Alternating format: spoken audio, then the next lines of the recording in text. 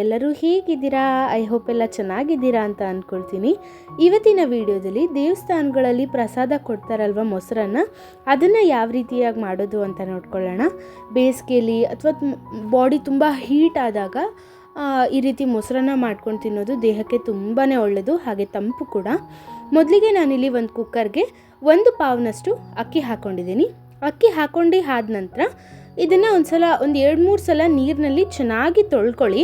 ನೀರೆಲ್ಲ white colour ನೀರೇನು ಬರುತ್ತೆ ಅದು ತಿಳಿಯಾಗಿ ಮಾಮೂಲಿ ನೀರು ಹಾಕಿದ್ರೆ ನೀರು ಕಲರ್ ಬರಬೇಕು, ಅಲ್ಲಿವರೆಗೂ ನಾವು ಇದನ್ನು ಚೆನ್ನಾಗಿ ತೊಳ್ಕೊಳ್ಬೇಕು.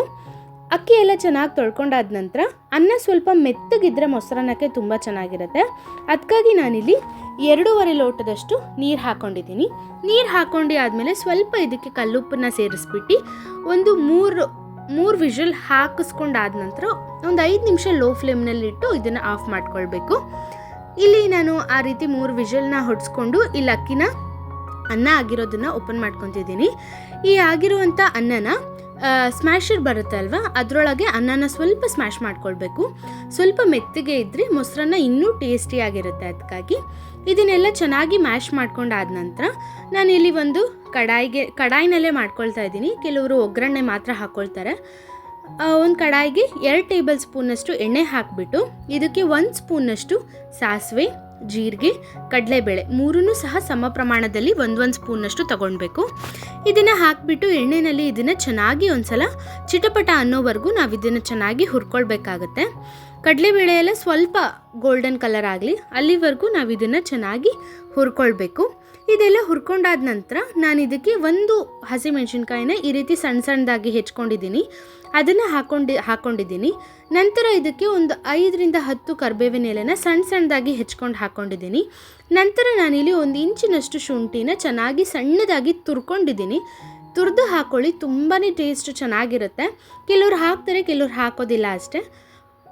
ಶುಂಠಿ ಎಲ್ಲ ಹಾಕಾದ ನಂತರ ಇದನ್ನು ಒಂದ್ಸಲ ಚೆನ್ನಾಗಿ ಹುರ್ಕೊಳ್ಬೇಕು. ಶುಂಠಿದು ಹಸಿ ಸ್ಮೆಲ್ಲೆಲ್ಲ ಹೋಗೋವರೆಗೂ, ಹಸಿಮೆಣಸಿನ್ಕಾಯಿ ಖಾರ ಬಿಡೋವರೆಗೂ ನಾವು ಇದನ್ನು ಚೆನ್ನಾಗಿ ಹುರ್ಕೊಳ್ಬೇಕು.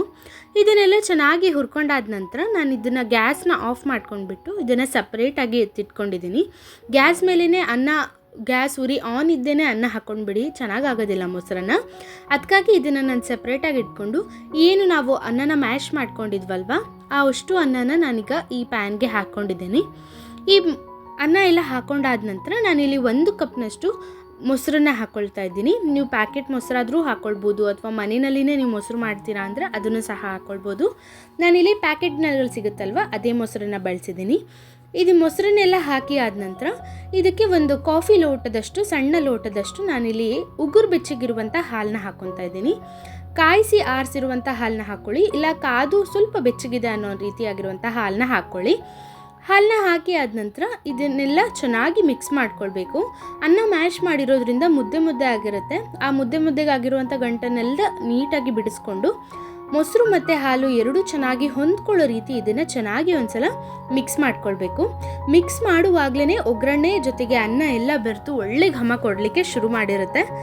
ಇದನ್ನೆಲ್ಲ ಒಂದ್ಸಲ ಚೆನ್ನಾಗಿ ಮಿಕ್ಸ್ ಮಾಡಿ ಆದ ನಂತರ ನಾನು ಇದಕ್ಕೆ ಸ್ವಲ್ಪ ಉಪ್ಪನ್ನ ಹಾಕ್ಕೊತಾ ಇದ್ದೀನಿ. ಅಂದರೆ 1 ಸ್ಪೂನ್ ಪೂರ್ತಿಯಷ್ಟು ಪುಡಿ ಉಪ್ಪನ್ನ ಹಾಕ್ಕೊತಾ ಇದ್ದೀನಿ.